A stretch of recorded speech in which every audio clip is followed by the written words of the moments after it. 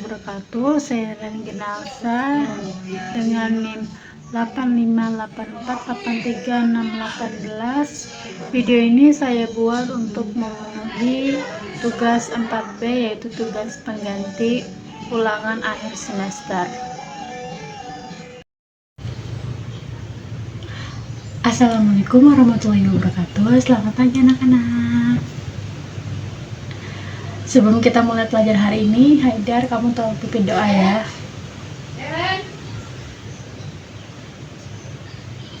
Amin. Oke, terima kasih Haidar. Hari ini ada yang tidak hadir? Hadir ya semuanya, alhamdulillah. Nah, Ibu mau tanya lagi nih. Hari ini siapa sih yang lagi merasa sedih atau sedang kesal? Tidak ya, semuanya hari ini bahagia ya untuk belajar. Nah, minggu kemarin kita kan sudah belajar tentang macam-macam ekspresi wajah. Nah, hari ini kita akan membaca cerita seru tentang perasaan Mimi marah. Kemudian kita akan belajar fungsi tanda, baca titik. Kemudian kita akan berdiskusi bersama tentang bagaimana cara mengendalikan diri kita ketika kita sedang kesal, agar nanti kita saat sedang kesal kita tidak menyakiti diri sendiri ataupun orang lain. Nah, sekarang anak-anak coba perhatikan layar proyektor di depan kalian. Di situ ada gambar yang berjudul Mimi marah. Nah, kira-kira menurut kalian kenapa ya si Mimi ini terlihat marah dan kesal? Ada yang bisa jawab? Ya, jawabannya benar dari awal ya. Nah, tapi sebelum kita mengetahui cerita aslinya, Ibu minta kalian untuk berdiri semuanya. Kemudian sudah berdiri semuanya. Nah, kemudian ikuti instruksi Ibu ya. Kepalkan kedua tangan kalian seperti ini. Kemudian gertakkan gigi kalian selama 5 detik. Seperti ini. 1, 2, 3, 4, 5. Kemudian lepaskan genggaman kalian, lemaskan pundak kalian, kemudian tarik nafas pelan-pelan dan hembuskan pelan-pelan. Nah, Ibu mau tanya ke Handoyo. Handoyo, menurut kamu dari dua keadaan tadi, saat tangan mengepal, kemudian pada saat kepala dilepaskan, menurut Handoyo, keadaan mana sih yang bikin tubuh kita nyaman? Tepat sekali Handoyo, memberikan penguatan pada tubuh kita untuk santai itu jauh lebih nyaman dibandingkan kita menahan amarah atau meledak-ledak. Itu pasti rasanya tidak nyaman kan untuk tubuh kita sendiri. Nah, sekarang anak-anak coba kalian mari kita baca bersama kisah Mimi marah di halaman buku selanjutnya. Di situ tertulis Mimi dan adiknya ingin bermain boneka, namun tidak ada yang mau mengalah. Mereka pun akhirnya saling berebut boneka. Nah, anak-anak, dari teks tadi ada kata mengalah. Menurut Kamus Besar Bahasa Indonesia yang artinya kita memberikan kesempatan orang lain tanpa memaksa kehendak kita, karena untuk menghindari pertengkaran. Kemudian ada kata memperbaiki yang artinya membetulkan kerusakan.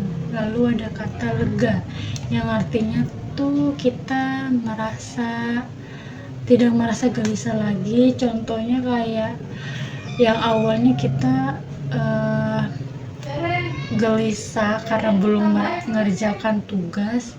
Nah, setelah kita mengerjakan, nah kita merasakan lega. Nah, itu ya anak-anak artinya.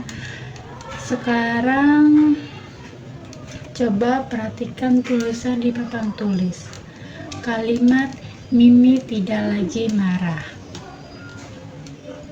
Nah, perhatikan huruf M pada nama Mimi. Menggunakan huruf kapital atau huruf besar. Karena huruf kapital itu digunakan di awal kalimat dan juga pada unsur nama orang. Lalu lihat di paling akhir kalimat ada tanda apa-nya, anak? Ya, tanda titik. Nah, tanda titik ini digunakan untuk mengakhiri kalimat pernyataan. Jadi kalau anak-anak membaca dan bertemu tanda titik, kalian harus mengambil napas atau berhenti sejenak sebelum lanjut ke kalimat berikutnya. Nah, sampai sini kalian sudah paham, anak-anak? Ya, paham ya semuanya? Semuanya tetap fokus. Duduk siap.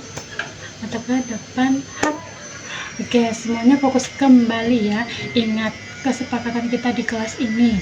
Posisi tubuh menghadap ke pembicara, kemudian mata menatap ibu, kemudian tetap hening saat menyimak.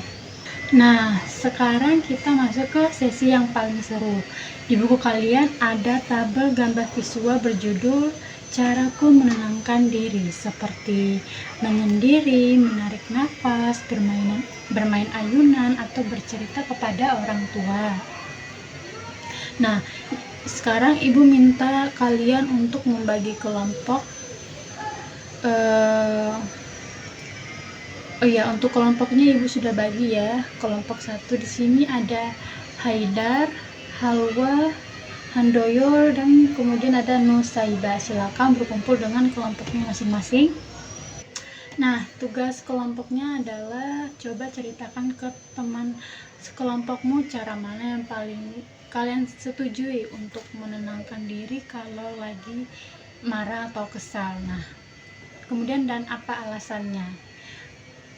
Dan anak-anak ingat ketika etika berdiskusi yang sudah kita pelajari, bicara secara bergantian dan hargai teman yang sedang berbicara dengan cara menyimak, tidak boleh memotong kalimat teman ya.